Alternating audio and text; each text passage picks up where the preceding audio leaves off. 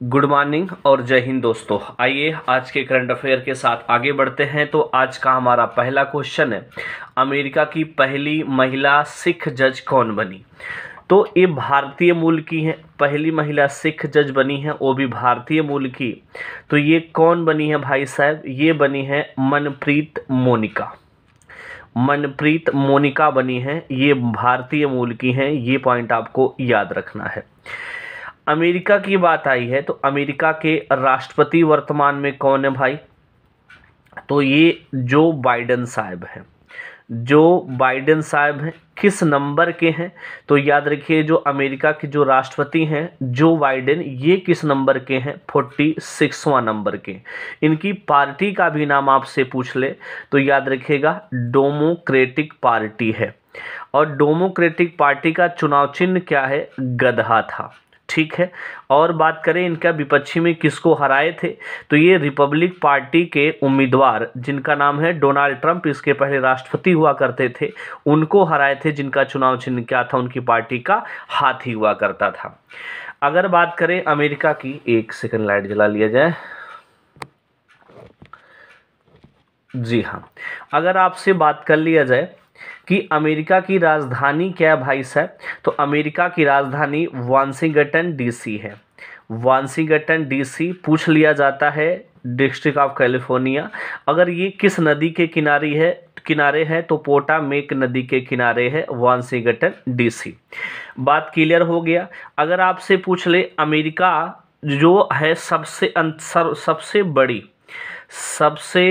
बड़ी अंतर्राष्ट्रीय सीमा कौन सी है, तो सबसे बड़ी अंतर्राष्ट्रीय सीमा आपसे पूछ ले तो याद रखिएगा ये कनाडा और अमेरिका के बीच है। कनाडा और अमेरिका के बीच है, जिसका नाम है 49वीं समानांतर रेखा।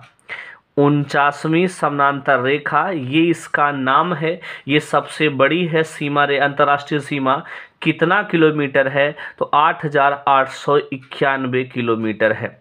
ये पॉइंट आपको याद रखिएगा। सबसे बड़ी मीठे पानी की झील कहाँ है? यही सुपीरियर झील कनाडा और अमेरिका के दोनों को मिला करके है। अगर आपसे बात करें अमेरिका की उपराष्ट्रपति कौन है, तो अमेरिका की जो उपराष्ट्रपति हैं कमला हैरिस, ये भी भारतीय मूल की हैं। ये भी आपको याद रखना है।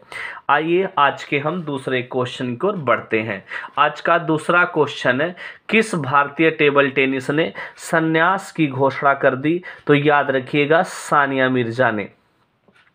सानिया मिर्जा ने कहा कि अरब में होने वाला हमारा जो वर्ल्ड कप, हमारा जो अगला टूर्नामेंट होगा वो सबसे आखिरी होगा। इन्होंने क्या कर दी? संन्यास की घोषणा कर दी है।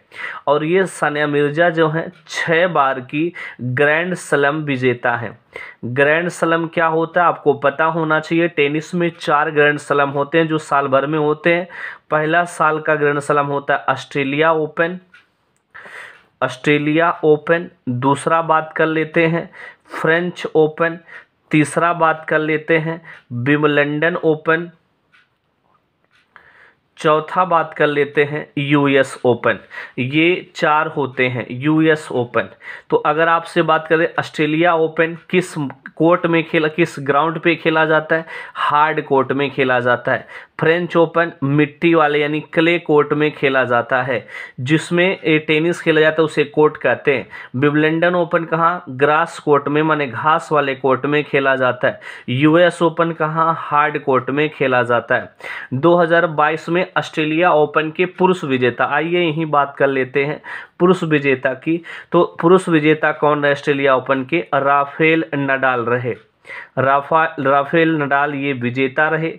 और फ्रेंच ओपन के पुरुष में विजेता कौन रहे? यही राफेल नडाल साहब रहे। और आपके विंबलडन ओपन के विजेता कौन रहे? नोवाक जोकोविच रहे। जोकोविच ये विजेता रहे। अगर बात कर लेते हैं यूएस ओपन के विजेता कौन रहे? कार्लोस अल्कारेज रहे। कार्लोस अल्कारेज ये विजेता रहे किसके? 2022 के पुरुष श्रेणी में यूएस ओपन के। यहीं लगे हाथ महिला के भी अगर बात करें तो महिला में विजेता कौन रही ऑस्ट्रेलिया ओपन के? Ashleigh Barty. Ashleigh Barty Australia की हैं, ये महिला ओपन की विजेता रही। दूसरा बात कर लेते हैं फ्रेंच ओपन की, तो ईगा स्वितेक थी। ईगा स्वितेक थी। अगर बात करें इसकी तो एलेना कौन है भैया? एलेना रिवाकीना थी। एलेना रिवाकीना थी। और इसकी विजेता कौन रही यूएस की? तो ये भी रही कौन? ईगा स्वितेक। ईगा स्वितेक यहाँ पे 2 बार आई हैं, इसमें विजेता रही हैं। और राफेल नडाल कंटिन्यू लगातार क्या रहे हैं? विजेता रहे हैं। अभी एक खिलाड़ी ने और संन्यास की घोषणा कर दी जो क्रिकेट से संबंधित हैं, जिनका नाम है डेवन प्रिटोरियस। डेवन प्रिटोरियस ने भी क्या कहा? क्रिकेट से अब संन्यास लेने की घोषणा कर दी। और ये भाई साहब कहाँ के हैं? दक्षिण अफ्रीका के हैं। बात क्लियर हो गया। आइए हम अगले क्वेश्चन की ओर बढ़ते हैं। अगला क्वेश्चन है दुनिया में सबसे ज़्यादा बोलने जाने वाली भाषा कौन सी है? तो दुनिया में जो सबसे ज़्यादा बोले जाने वाली वर्तमान में भाषा है वो अंग्रेजी है। अंग्रेजी 150 करोड़ जनता बोलती है विश्व की। दूसरा बात कर लेते हैं मंदारिन है जो चीन की भाषा है, जो लगभग 110 करोड़ लोग बोलते हैं। तीसरे नंबर पे हमारी हिंदी आ चुकी है जिसमें 60 करोड़ लोग हिंदी बोलते हैं। और चौथे नंबर पे भाषा है स्पेनिश, जिसमें 54 करोड़ लोग क्या बोलते हैं? स्पेनिश बोलते हैं। तो ये रहा दुनिया में सर्वाधिक बोले जाने वाली भाषा, अंग्रेजी, दूसरे पे मंदारिन, तीसरे पे हिंदी, स्पेनिश। विश्व में टोटल 3000 भाषाएं लगभग हैं, जिनमें से ये टॉप पे ये आती है, दूसरे पे और हमारी हिंदी तीसरे नंबर पर भाषा आ रही है। आइए अगले क्वेश्चन की ओर बढ़ते हैं। अगला क्वेश्चन है उसी से संबंधित है, विश्व हिंदी दिवस की थीम 2023 में क्या रही? तो आइए बात कर लेते हैं थीम की पहले, फिर आगे बढ़ते हैं। तो विश्व हिंदी दिवस की कब मनाया जाता है ये भी बात कर लेते हैं, और थीम की बात तो हम लोग करेंगे ही। तो आइए बात करें सबसे पहले विश्व हिंदी दिवस की थीम क्या है, निपटाते हैं, फिर आगे बढ़ते हैं। तो इसकी थीम है, लिख ही देते, हिंदी पारंपरिक ज्ञान से आर्टिफिशियल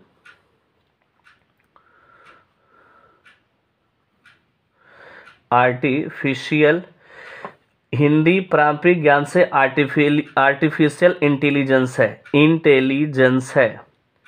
ये आप लोग देख लीजिएगा सही शब्द लिखा है कि नहीं, लेकिन हाँ जो बोले वो आप नोट कर लीजिएगा। हिंदी पारंपरिक ज्ञान से आर्टिफिशियल इंटेलिजेंस है क्या? हिंदी। ये इसकी क्या रही है? थीम रही है। विश्व हिंदी दिवस कब मनाया जाता है?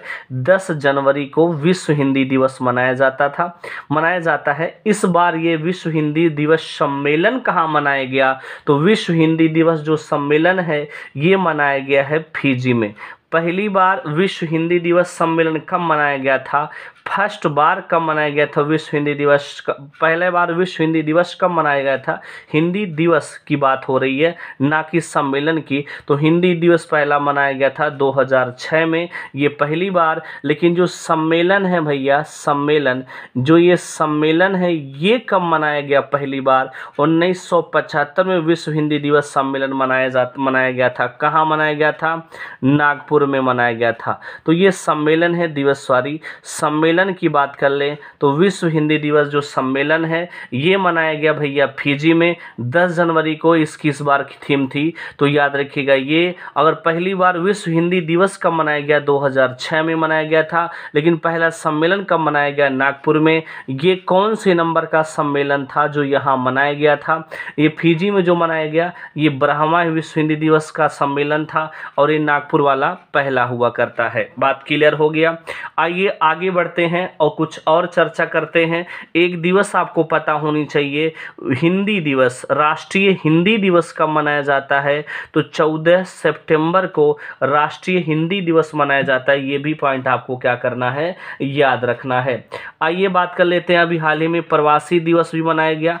प्रवासी दिवस एक दिन पहले 9 जनवरी को मनाया गया। क्यों? क्योंकि 9 जनवरी को हमारे महात्मा गांधी जी दक्षिण अफ्रीका से कहाँ आए थे? भारत बताए थे। 9 जनवरी को मनाया गया प्रवासी दिवस। ये किस नंबर का था? 17वां नंबर का था। और कहाँ मनाए हम? इंदौर में प्रवासी दिवस हमने क्या किया? मनाया है।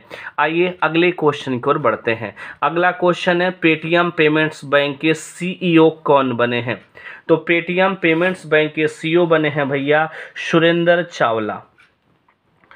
सुरेंद्र चावला जो हैं ये पेटीएम पेमेंट्स बैंक के सीईओ बने हैं। आइए पेटीएम पेमेंट्स बैंक की बात करें तो इसकी स्थापना 2015 में हुई थी। किसने किया था? संस्थापक कौन था ये पूछ लिया जाता है। विजय शेखर शर्मा। विजय शेखर शर्मा इसके संस्थापक हैं। इसकी पेरेंट कंपनी क्या है? तो इसकी पेरेंट कंपनी है 197 कम्युनिकेशन। ये इसकी पेरेंट कंपनी है और इसका हेडक्वार्टर कहाँ है? नोएडा में इसका क्या है? हेडक्वार्टर है। अभी एक बैंक के एमडी और सीईओ और बदले गए हैं, जिस बैंक का नाम है Indian overseas bank. Indian overseas bank, Indian overseas bank.